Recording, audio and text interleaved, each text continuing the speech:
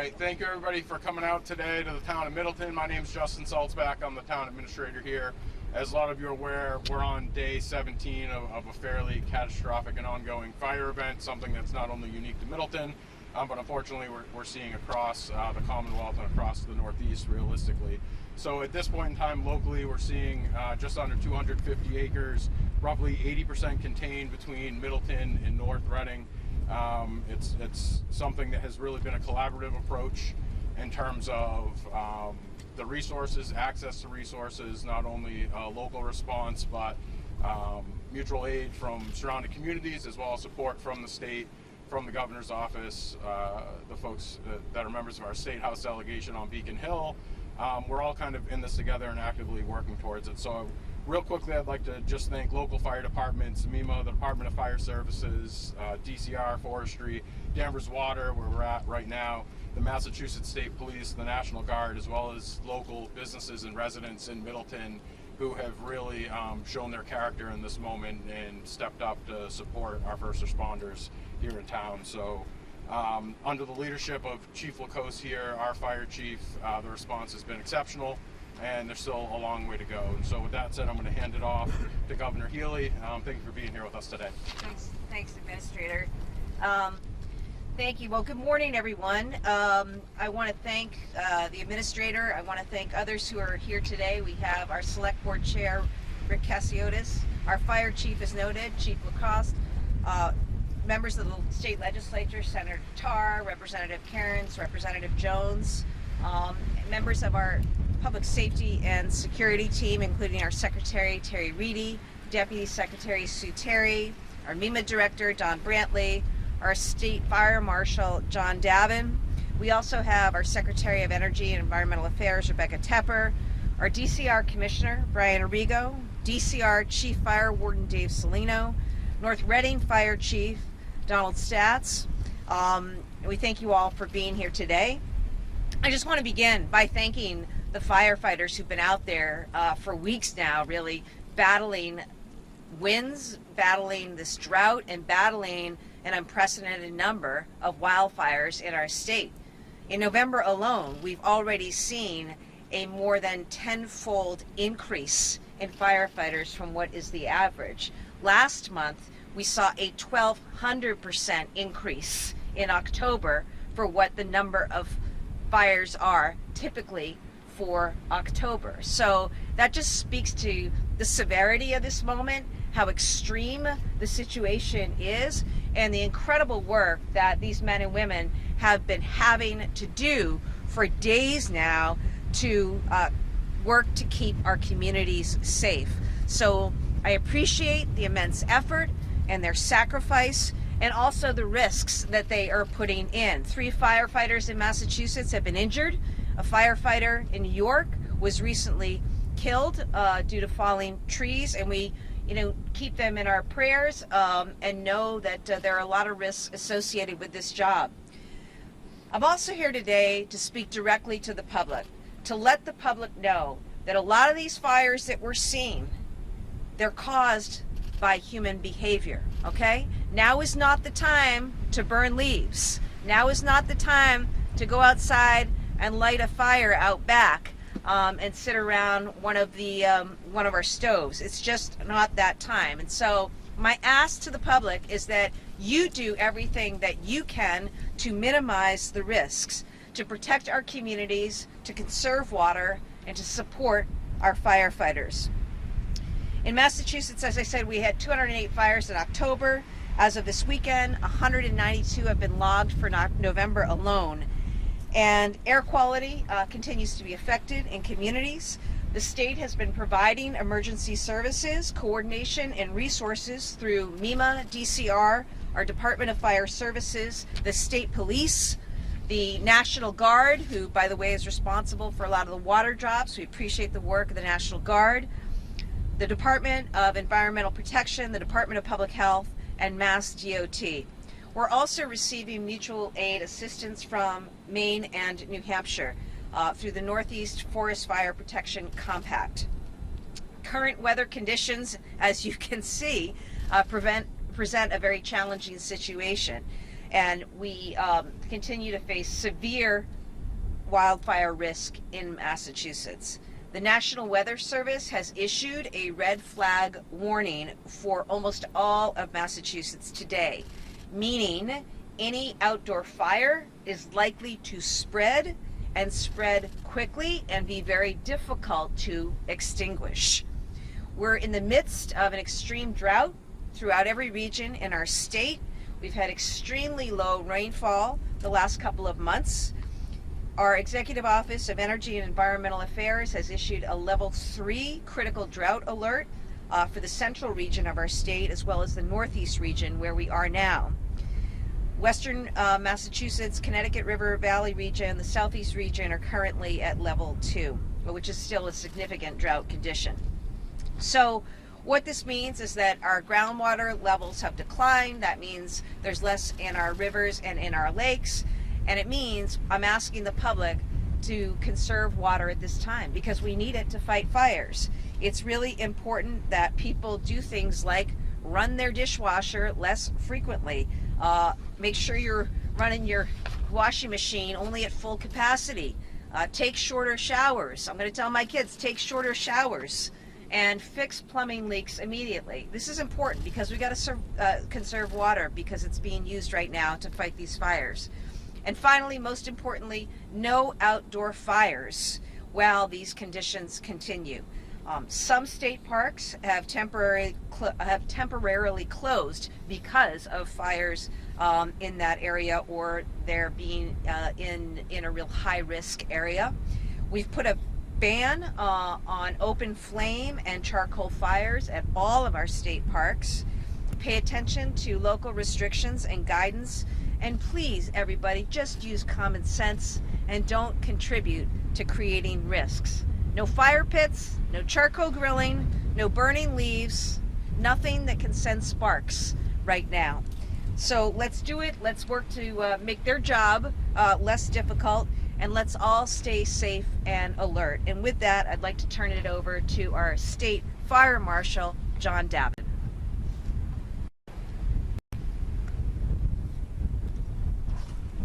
Thank you, Governor. This has been an unprecedented fall fire season in Massachusetts.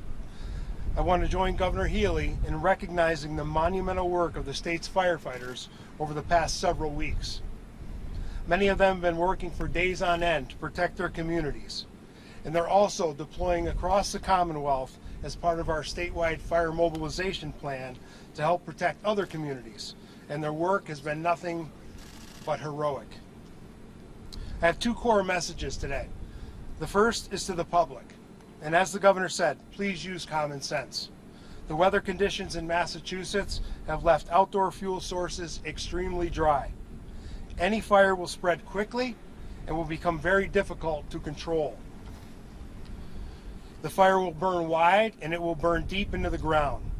Follow all local and state guidance on outdoor fires and use extra caution with anything that could create sparks or embers, like power equipment or fireplace ashes. And if you see smoke or flames nearby, call 911 right away. The sooner we hear about a fire, the better chance we have of containing it. Second, I want to address the fire service. Firefighters from our cities and towns, DCR, and our partners from out of state, please be careful. As you know better than anyone else, these fires are labor-intensive events. Effective rehab is going to be vital to your health and safety. Stay alert for environmental hazards like tree snags, and we've been getting reports of trees and limbs falling at a lot of these fires, and unfortunately we have had a few firefighters be injured. And tragically, as the governor said, a forest ranger in New York lost his life over the weekend. And we lost a firefighter in Connecticut last week due to an ATV crash. It's a reminder of the hazards we face while operating in these environments in these off-road vehicles. Finally, I want to remind all the fire chiefs that our DFS resources are available to support you and your firefighters.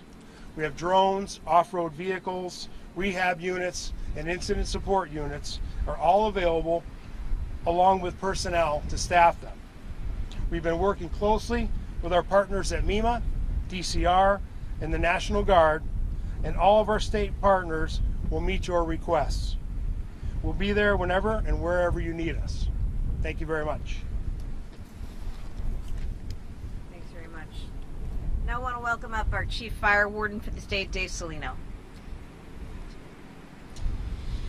Thank you, Governor and Marshall. I couldn't do it better. State it better myself on the messaging. What I will tell you is the story of how we got here and the why of why we see fires burning like this in October and November.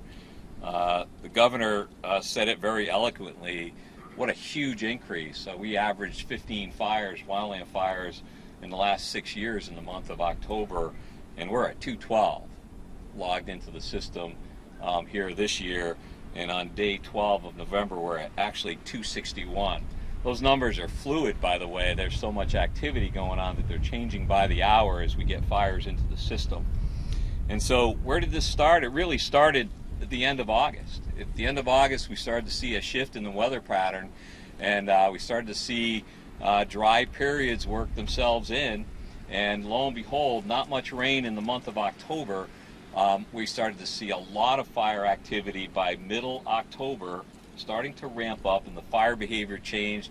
It starts to burn deep into the organic soils, and every single day now that we go without precip, the situation gets worse. And what does that mean for us in the firefighters on the ground? And the marshal put it very well. Now for me, on a daily basis, I'm concerned about firefighter safety. Because this ramps up, and the reason that it ramps up is every day, every operational period that we go, and we go long operational periods into the night. Every day that we go through, the fatigue factor starts to increase, and when fatigue factor increases, decision making starts to get starts to become a challenge. And so we want the public to know that. I'm going to add on to what the marshal and the governor said, that we're going to speak right to the public that all of these fires, by the way, are human caused. There's been no lightning systems in the area in October and November, and that's the natural cause of wildland fires. And so we know that all of these fires are human caused in some form or fashion. And so before you go out and light that campfire in the backyard or in the woods, in a state park, state forest, wherever you are, or burn a debris pile, there will be an escape. And if you leave a campfire unattended, there is no doubt that under these conditions it will escape. And it's going to affect your town firefighters and the state resources that you see here. So with that said, I wanted to thank all of the town firefighters and the state resources for their efforts. What a fantastic job. If you look at the map on the incident command post back here, you'll see a lot of dots on the map. A lot of those fires are out, and the reason that they're out is because the local firefighters got on them and kept them under an acre or 2 acres, something manageable. We have about 13 or 14 fires out there that went beyond that containment, and they're going to stay active now until we get a season-ending event that brings a lot of precipitation or snow or finally frost in the ground. So these fires are not going to go out. The Middletown Pond fire here will continue to burn interior, and you'll see efforts on a daily basis to watch that containment and keep it secure.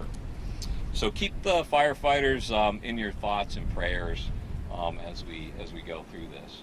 And with that, I want to introduce the star of the show here at Middleton Pond, and that's Chief LaCoste.